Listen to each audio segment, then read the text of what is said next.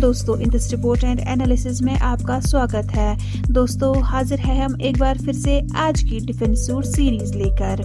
दोस्तों, पहले अपडेट की बात करें तो रशिया का प्लान है इंडिया में Su-75 चेकमेट फाइटर जेट के लिए एक एक्सक्लूसिव प्रोडक्शन लाइन एस्टैब्लिश करना और एडिशनल टेक्नोलॉजी प्रोवाइड करना। दोस्तों, रशिया इंडियन डिफेंस ऑफिशियल्स के साथ अपने संबंध को मजबूत करना चाहता है इस सिंगल इंजन स्टील्थ फाइटर के लिए, जो एग्जिस्टिंग स्टील्थ फाइटर्स के लिए एक कॉस्ट इफेक्टिव ऑल्टरनेटिव है।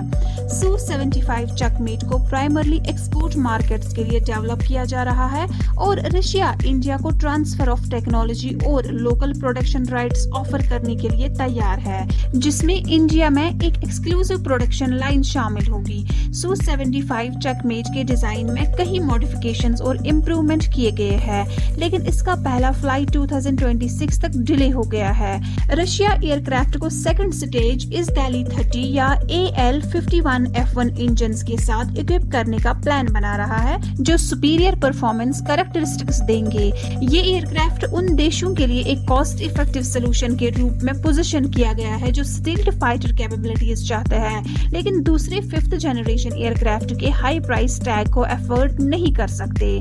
इंडियन ऑफिशियल्स ने यूनिट प्राइस को लगभग $50 मिलियन के करीब रियलिस्टिक माना है, जो made in India Sukhoi 30 MK1 से कम है।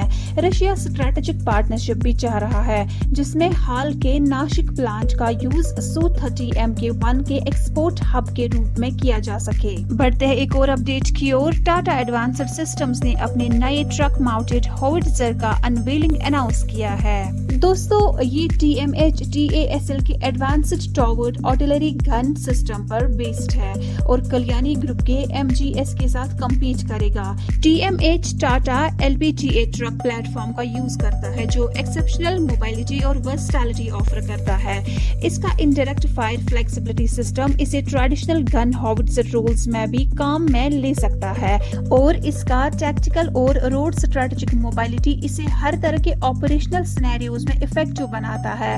TMH का रेंज 600 किलोमीटर है बिना रिफ्यूलिंग के और इसका टॉप स्पीड 85 किलोमीटर/आवर है, जो बैटलफील्ड में अनमैच्ड मोबिलिटी प्रोवाइड करता है। TMH का ordnance 52 calibre 155 mm ballistic system के लिए ऑप्टिमाइज्ड है, जिसमें एक्सटेंडेड रेंज प्रोजेक्टिलाइज ज्यादा रेंज और टारगेट इफेक्टिवनेस देते हैं। ये TMH NATO और दूसरे एम्यूनिशन के साथ कंपैटिबल है, जो इसकी वर्सटैलिटी को और बढ़ाता है। TMH का डेवलपमेंट टाटा एडवांस्ड सिस्टम्स के इंडियन आर्मी को एडवांस्ड आर्टिलरी सोल्यूशन देने के कमिटमेंट को दिखाता है। एक और अपडेट में आपको बताते चले, सोर्सेज सजेस्ट करते हैं कि इंडिया का F414 इंजन के रिटेटेड 20% ट्रांसफर ऑफ टेक्नोलॉजी का डील कोई डील ब्रेकर नहीं है। जी हाँ दोस्तों, GE एरोस्पेस और हिंदुस्तान एरोनॉटिक्स लिमिटेड के बीच F414 इंजन के लिए एक significant transfer of technology deal इस साल के आखिर में फाइनलाइज किया जाने वाला है। GE एरोस्पेस लगभग 80% ट्रांसफर ऑफ टेक्नोलॉजी हाल के साथ शेयर करेगी,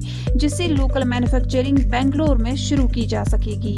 ये डील पिछले किसी भी F414 इंजन एग्रीमेंट से ज्यादा एक्सटेंसिव है, जहां साउथ कोरिया को सिर्फ 59% TOT दिया गया था।